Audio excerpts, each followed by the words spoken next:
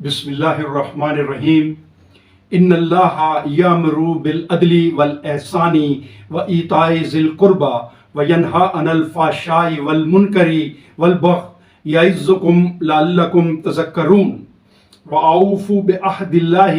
اذا عاہدتم ولا تنقضوا الایمان بعد توکیدها وقد جعلتم اللہ الیکم کفیلا۔ یہ سورہ النحل کی آیت نمبر 90 اور 91 ہے۔ اس میں اللہ فرما رہا ہے یقیناً اللہ حکم دیتا ہے عدل کا اور احسان کا اور دیتے رہنے کا قرابت داروں کو،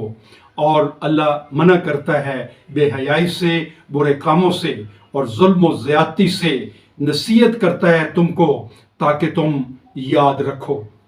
اور پورا کرو اللہ کا عہد جب بھی تم نے اس سے کوئی عہد کیا ہو، اور مت توڑو قسمیں بعد ان کو پختہ کرنے کے، اور جب کہ بنا چکے ہو تم